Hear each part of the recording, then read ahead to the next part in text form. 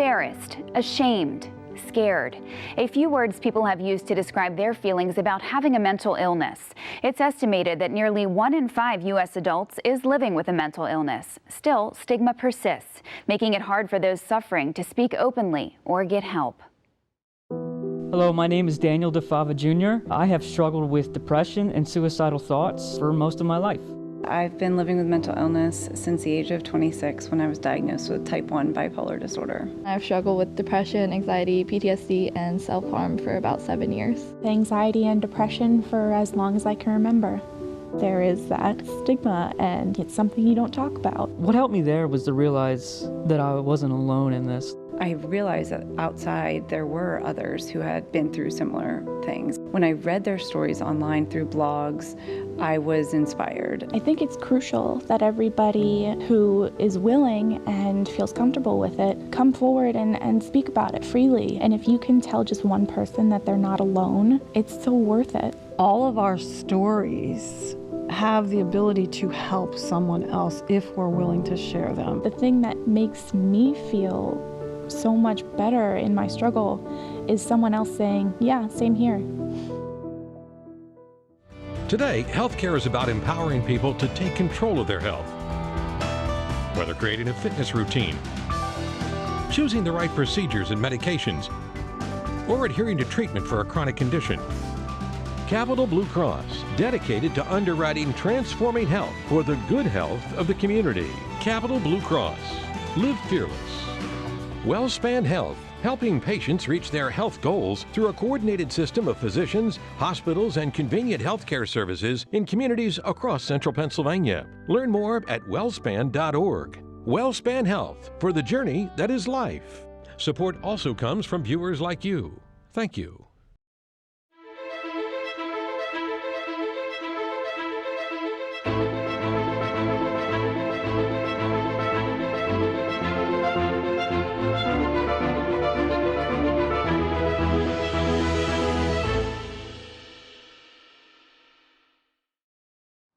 Hello and welcome to Transforming Health. I'm Kira McGuire. Throughout our 3-part series on mental health, we've examined the history of mental illness and its effect on our children in schools. Now we're focusing on the entrenched stigma that's connected to mental disorders by celebrating the efforts of those trying to fight it. Over the next half hour, you'll get a closer look at 3 different projects that work in our communities. The people behind these projects are passionate and inspiring. Each has a different approach to fighting stigma, and each is making a difference in their own way. I can't wait for you to meet them. Our first story centers around one man's struggle with depression and suicidal thoughts and how he was able to emerge from that dark space to one where he's able to help others through his love of photography. Hello, my name is Daniel DeFava Jr.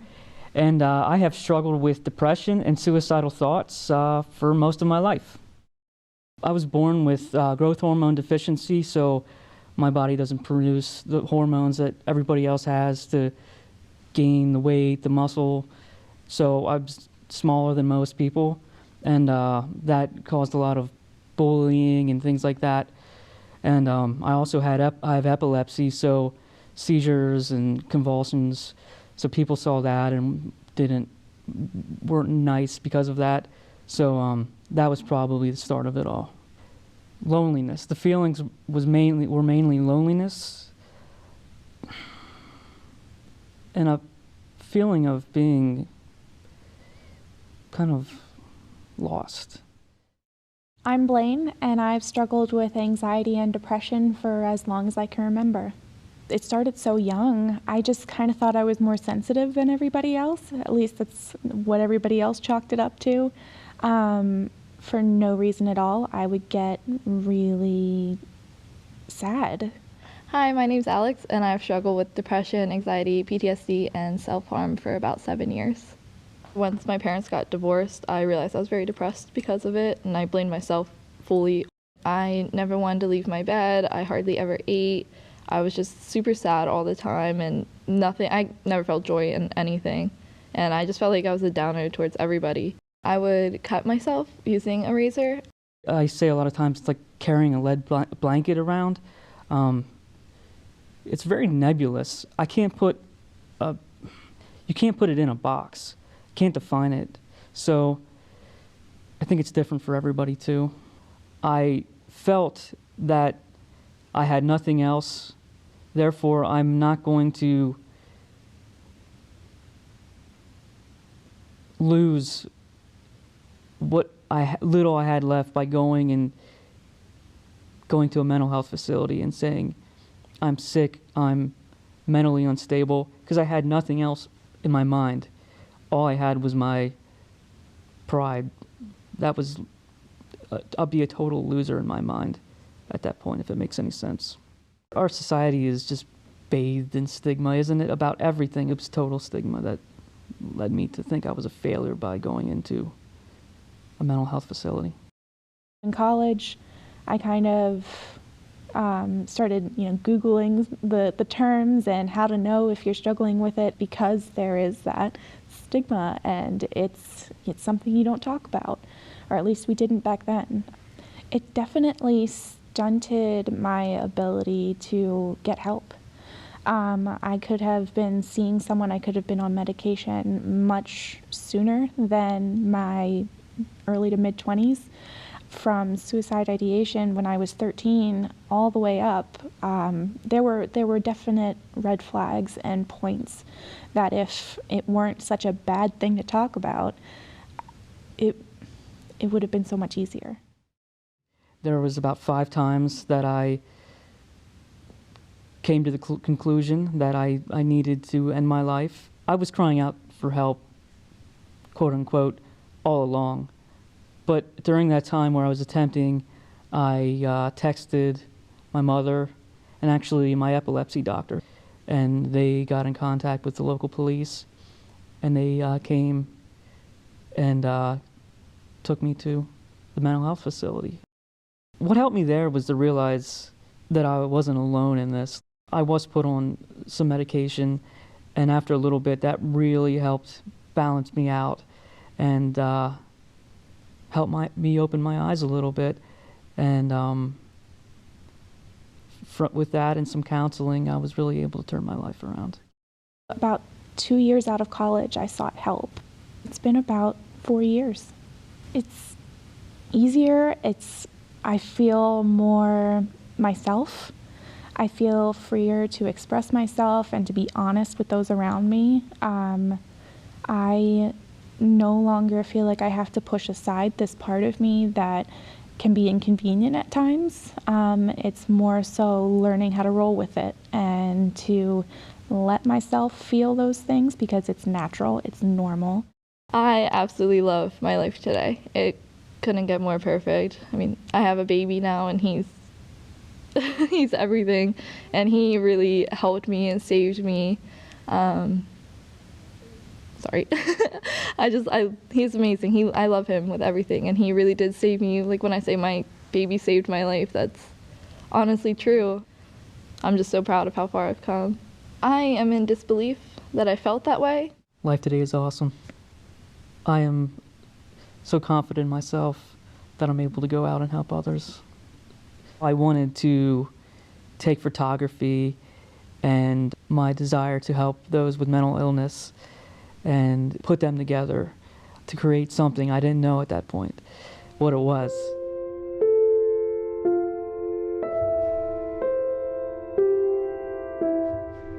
I just started shooting out Facebook messages, emails. I had no idea what I was doing. I was just blindly reaching out to people. And I think it's an amazing project that Dan started. I was so excited for it, and I was like, how can I get involved? Like, yes, I want to help you.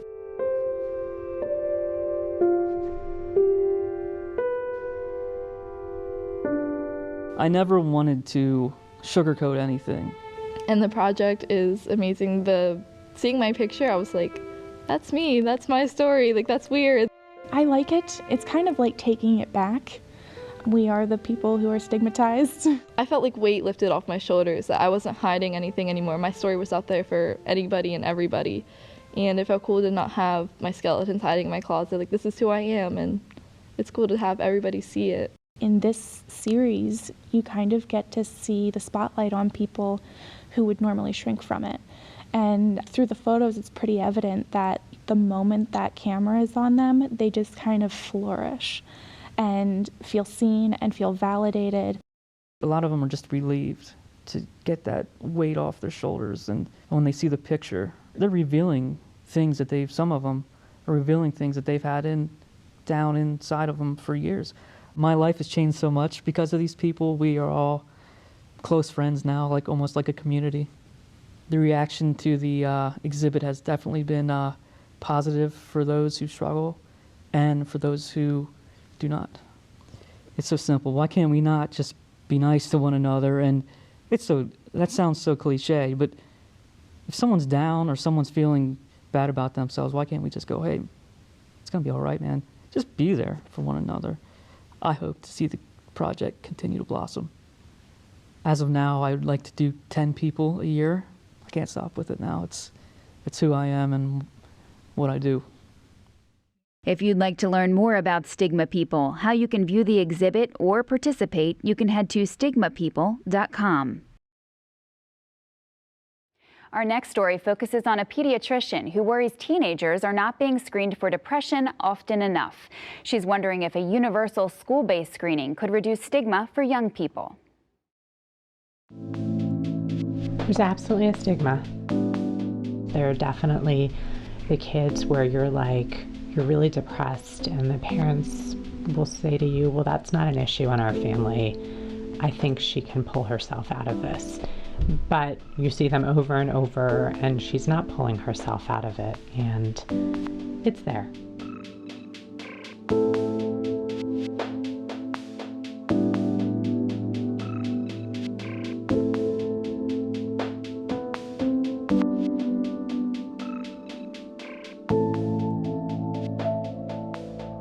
Pediatricians sometimes laugh about this. If we did every single thing that we were supposed to do during a regular well visit, it would be like 2 hours long.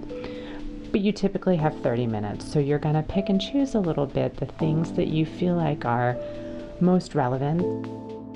I'm hopeful that it's more than the numbers show, because people are maybe actually having that conversation, but it's not being billed or documented that way.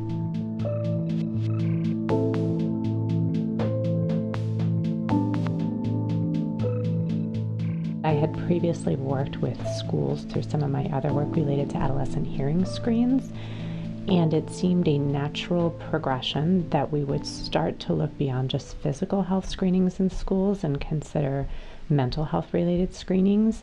If we're screening all these kids for it, hopefully that'll just maybe even make parents be less like, oh, they're doing it with vision and hearing screens. It's just another screening we do because it's another important thing that could affect my child's education. We will have 15 schools. There may be a 16th at the last minute total, and over 17,000 kids between all the schools.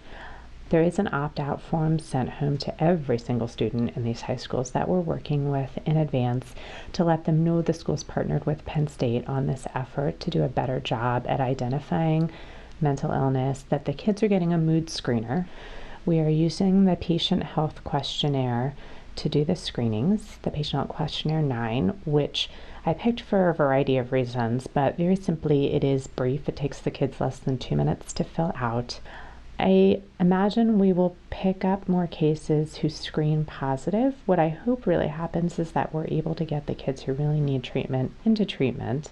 If we end up saving one kid's life because they flagged there that they were suicidal and they get picked up and somebody helps them, there's no doubt it'd be worth the whole thing, even if we got one kid. And at the very least, I hope we can move the needle on this stigma issue some. That's the whole idea, right? Because you wouldn't think twice about telling someone that you had swimmer's ear or an ear infection, right? Like, it would be fine. But all of a sudden, when it's something like depression, it's like, oh my gosh, I can't tell anybody about this. And it would be really nice to just get people talking about it. I also think it makes it less isolating, and everybody struggles with something. Our final story focuses on a woman from Hershey who shares her journey with mental illness in the hopes that one day it won't take bravery to talk about mental health. My name is Jennifer, and I've been living with mental illness since the age of 26 when I was diagnosed with type 1 bipolar disorder. I was doing really well in my career. I was a recruiter with an agency in Washington, D.C., a staffing agency, and had worked my way up from being the, rookie at the office to really the top recruiter in the company over 4 years. And I think what happened was I had a week where I didn't sleep well at all. I mean, barely slept. And it culminated in a manic episode where I was in the hospital. 2 weeks later, it happened again, and I was in the hospital on Christmas Day in 2005. So 2 episodes back to back, and my family knew that it was really serious and that I had to figure out what it really was that I was dealing with. I had no prior experience with any kind of mental health issue. I didn't even know anyone who had went through something as simple as depression. I felt embarrassed. I felt ashamed that this was maybe something that I caused. It took 1.5 years, and I started to feel better once we found the right medicine.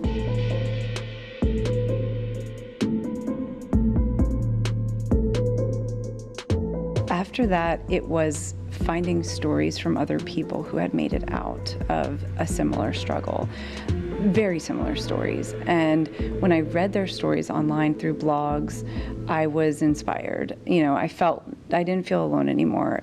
They inspired me to start writing my story because I felt like they helped me. And if telling my story could help just one person, it would be worth putting myself out there. It isn't easy for me to talk about the fact that I live with a disease of the mind. Yet it's become my passion to encourage people to talk openly about their illness in an effort to dissolve the stigma that still surrounds mental health disorders. I believe every person will go through some kind of mental health issue in their lifetime. So to me, it's almost normal that I went through something like that. It's a condition I'm going to live with for the rest of my life, and I'm going to manage for the rest of my life. But once I was able to get to a point to efficiently and effectively manage it, it really became almost a non-issue in my life. I wanted to create a place where people could celebrate recovery, because if you can celebrate having overcome cancer, why can't we celebrate living successfully with a brain illness? And we put it on Kickstarter and said, this is our idea. We want to fund it. We raised over $10,000 in 31 days and put the first show on. This Is My Brave is a platform for people to share their true stories through creative expression, live on stage. Anxiety, depression, PTSD all describe me, but they don't define me. They tell their stories very creatively, so it's original music, poetry, personal essay. We've had comedians, dancers, even some acting, but the acting is acting out their true story. So we had one couple that acted out their first date because they were nervous to tell each other that they had a mental health condition, and it was really neat, like back and forth of this artistic piece, so it's been really neat. I share my pain with you, my life with you, God's truth, my freedom, my heart with you. I'm gonna rock out with my scars out, stomp on my pride. I'm gonna rock out with this new life. I'm gonna rock this testimony. The everyday tasks that I used to do suddenly became the most difficult tasks. From the time I opened my eyes every morning to the time I closed them to go to sleep, I lived in fear. I would force myself to go to work. Despite all of my anxiety, I would have anywhere from 3 to 5 full-blown panic attacks at work on any given day. I would end my day curled up, sitting in the shower, just praying and hoping that tomorrow this would all be over. Look in the mirror at what you've become.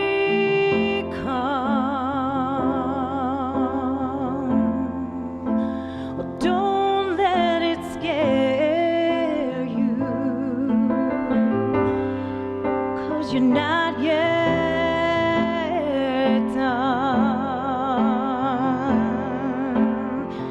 People who heard about it said, I want to bring this to my community. And we empowered them by working with them to bring it to cities across the country, and we've grown since then.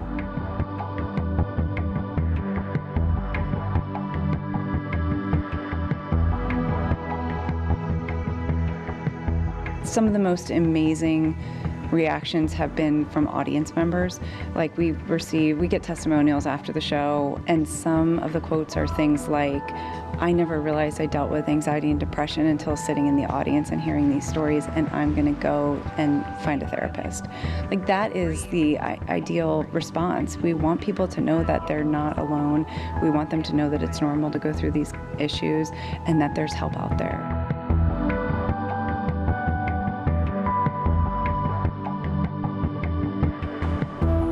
We've had as young as 15, but this is the first focused show on the high school population, teens, and what they're dealing with in terms of mental health. So it's really exciting to be bringing it back to my hometown. I grew up right here in the Hershey area and attended Hershey schools from 5th grade through graduating from high school here.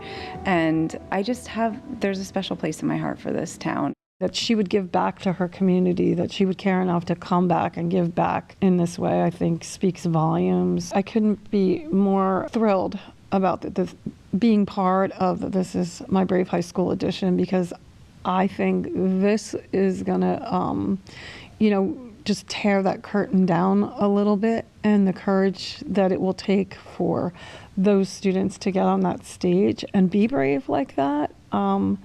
Can only help our community and the surrounding communities. I just want to make a difference for these kids and show them that there's so much more, that they are going to experience these challenges, but that there's hope and there's recovery through this. I would love to go back and tell that little girl of porcelain, it's okay, it's not your fault, or the girl of ivory, put the bottle down. But those mistakes made me stronger. They made me Steele. They made me Morgan King, and I mean, I'm happy with that now, so. Oh, that's so good.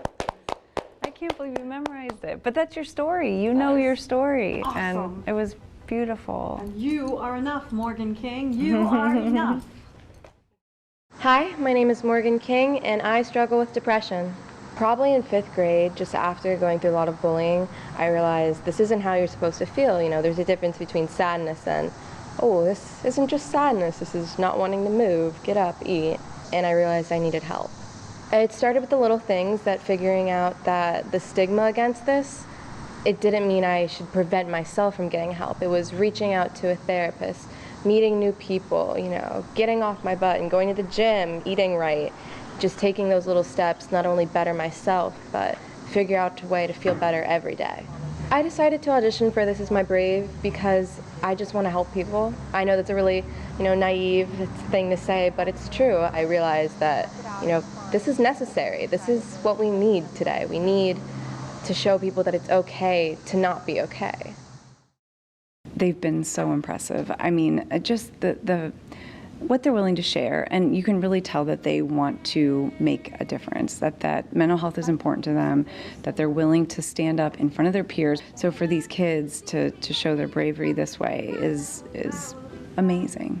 My hope is when you walk through that door, you walk in one way, and when you walk out changed, and that something's going to be different, either the way you look at mental health or the stigma that you brought in, that something will walk out the door that, again, is you are changed by it. What happens when someone shares their story is they're usually surprised at the response, and what I'm seeing time and time again over these years has been a rush of gratitude, and I've gone through something similar. These brave individuals up on stage with me today were vulnerable and authentic and real because they want to make a difference in this world. They each shared a piece of their life that you may not have known about, but today our cast stood up here on stage to inspire change. So that's why I believe This Is My Brave is my mental health pride parade. I've been doing this now for 7 years, and I do think that we've made strides. I think that there's so much further to go. I think that the sooner we can, start those conversations in our schools, with our families. Our organization is just one piece of the puzzle that's really trying to change the conversation about mental health.